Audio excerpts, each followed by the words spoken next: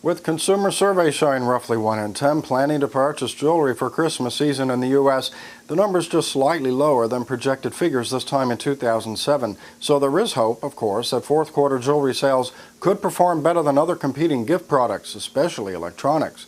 We'll speak with one jeweler from Florida who shares sound advice for growing your business right now.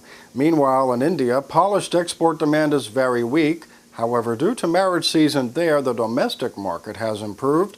On rough supplies, though, the industry has agreed to halt imports for 1 month beginning November 25th at the suggestion of the Gems and Jewelry Export Promotion Council.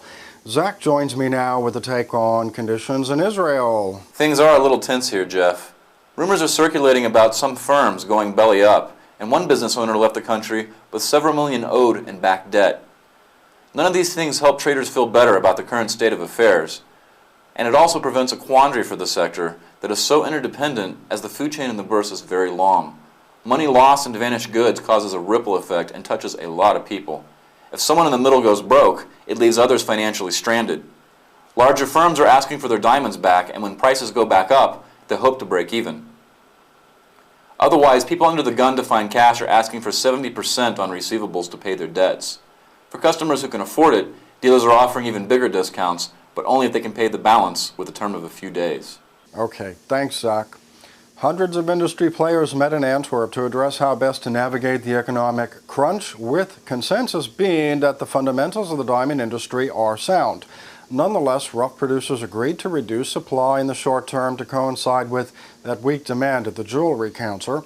There was also strong support for an all-industry body to take on generic promotion of diamonds to consumers and thus continue building confidence in the sector.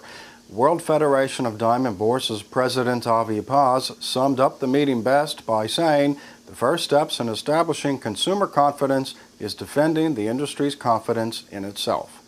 As promised 1 week ago here on Rapaport News, we have the Hands Christmas Diamond Commercial, which is running on broadcast television right now.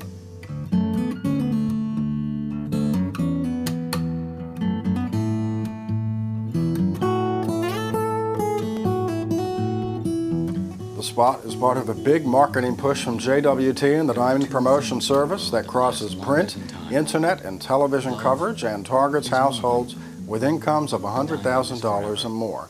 With retail season in the forefront of our minds, Jewelers of America this week reminded its members consumers will indeed be buying diamonds. Their advice: stay positive. Focus on building relationships with your customers and across your community. This message has also been the theme from retail experts at Unity Marketing and the NRF and others, given that consumer surveys do show an expected drop in gift spending. To that end, this advice is exactly what Mark Levinson, along with his wife Robin, have been following this year in Florida. Now, Zach comes back here to give us the details on Levinson Jewelers, M.O., and their new store, right? Nothing is holding them back, Jeff. The Levinsons are preparing to open a new posh retail store in Fort Lauderdale after 25 years at their present location. But what really stood out in my conversation with Mark was the company's whole outlook. You ever play baseball? Get up the bat, and you believe you're going to strike out, you're going to strike out. You believe you're going to hit the ball, you may not, but at least you got a shot at hitting the ball, right? This economy gives opportunity for many, many people to have greater market share, because the ones that are sitting back and getting caught into the negativity, they're losing out to the ones that are positive and excited and look at it as opportunity. We're always upbeat and positive. We cannot afford to feed into, nor can the industry afford to feed into the negative. Mark and Robin started planning their new location about 1 year ago. The new location opening up that is creating a lot of excitement and a lot of buzz. So like picture a new nightclub or a new restaurant opening. You got to go see, right? They'll come in. We built it. They're going to come. But it's our job once they come to do the rest. So we'll have that benefit, that extra advantage of the new location. And after 25 5+ years at the same place, they're excited. Another point Mark drove to the home plate, and they are up in sales from 2007, I should add, Jeff. He and his staff attribute growth to going the extra mile and reaching out to their customers. Listen to what he had to say. You know, we've been very fortunate. We're actually humbly ahead of our numbers from last year. But the normal rule of thumb in any industry, including ours, is 20% of your customers make up 80% of your business. And this particular year, we've been lucky because we have not had that 20-80 rule.